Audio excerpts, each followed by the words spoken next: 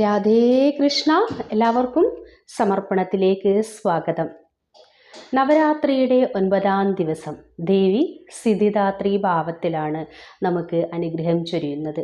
എല്ലാവിധത്തിലുള്ള സിദ്ധികളും പ്രദാനം ചെയ്യുന്നവളായി സിംഹവാഹിനിയായി 4 കൈകളോടെ, ഓരോ കൈയിലും ശംഖ്, ചക്ര, ഗദ, താമര എന്നിങ്ങനെ 4 കൈകളിലുമേന്തി അമ്മ എല്ലാ തരത്തിലുള്ള സിദ്ധികളും നമുക്ക് പ്രദാനം ചെയ്യുന്നു. നമ്മൾ എന്താണോ ആവശ്യപ്പെടുന്നത് അത് നമുക്ക് കനിഞ്ഞനുഗ്രഹിക്കുന്ന ഭാവത്തിൽ ആ മഹാദേവന് തന്നെ 18 സിദ്ധികൾ പ്രദാനം ചെയ്യുന്ന അമ്മയ്ക്ക് മഹാദേവൻ തൻ്റെ അർദ്ധ ശരീരം തന്നെയാണ് അനുഗ്രഹമായി ചൊരിയുന്നത്. അങ്ങനെ അർദ്ധനാരീശ്വരനായി മാറുന്നു.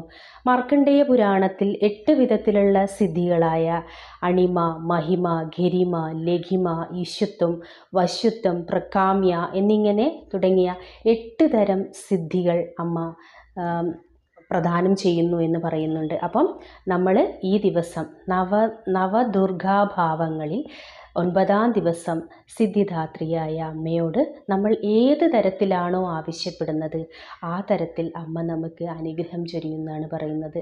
ശരിക്കും അമ്മ എന്ന് പറയുന്ന ഭാവം നമ്മൾ എവിടെ വീഴാൻ പോകുന്നുവോ അവിടെ നിന്നൊക്കെ നമ്മൾ ആദ്യം വിളിക്കുന്നത് അമ്മേ എന്നാണ് അല്ലേ. നമ്മൾ അറിഞ്ഞോ അറിയാതെയോ നമ്മളെ വിളിച്ചു പോകുന്നത് നമ്മുടെ പെറ്റമ്മയോ അല്ലെങ്കിൽ ആ ലോകമാതാവിനെയോ ആണ്. അപ്പം ആ അമ്മ നമുക്ക് എങ്ങനെയാണ് അനുഗ്രഹം ചൊരിയുന്നത്?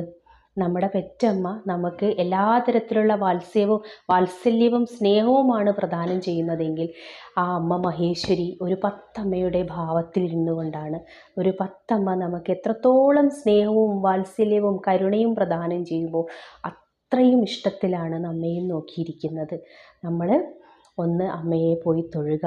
അമ്മയോട് എല്ലാ സങ്കടങ്ങളും വിഷമങ്ങളും സന്തോഷങ്ങളും എല്ലാ തരത്തിലും ശരിക്കും നമ്മൾ അറിയുന്ന, നമ്മുടെ ഉള്ളുകൊണ്ട് അറിയുന്ന രീതിയിൽ എല്ലാ ശ്രദ്ധയോടും ഭക്തിയോടും സർവം സമർപ്പിച്ചുകൊണ്ട് അമ്മയെ തേടിക്കഴിഞ്ഞാൽ അമ്മ എല്ലാ തരത്തിലുള്ള അനുഗ്രഹങ്ങളും ചെയ്യും. അതായത് നമുക്ക് ഈ ഭൗതിക ലോകത്തും ആധ്യാത്മികപരമായ പുരോഗതിക്കും ആവശ്യമായതൊക്കെയും നിങ്ങൾ മോക്ഷത്തിനു വേണ്ടിയാണോ പ്രാപിക്കുന്നത്, അപ്പോൾ അമ്മ നിങ്ങൾക്ക് മോക്ഷം പ്രദാനം ചെയ്യും.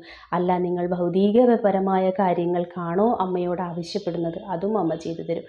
പക്ഷേ നമ്മളെപ്പോഴും അമ്മയോട് ആവശ്യപ്പെടുമ്പോൾ നമുക്ക് മറ്റുള്ളവർക്ക് ഒരു ഉപദ്രവവും ഉണ്ടാക്കാത്ത കാര്യങ്ങൾ തന്നെ വേണം ആവശ്യപ്പെടാൻ എന്നുള്ളതാണ്. അപ്പം നമ്മളെപ്പോഴും ധർമ്മത്തോടെയും നീതിയോടും സത്യത്തോടും കൂടി നേരായ വഴിയിലേക്ക് നടക്കുമ്പോൾ നമ്മളെ അമ്മ, നമ്മുടെ ഉള്ളിലുള്ള നമ്മുടെ അമ്മ തീർച്ചയായും എന്ത് കാണും.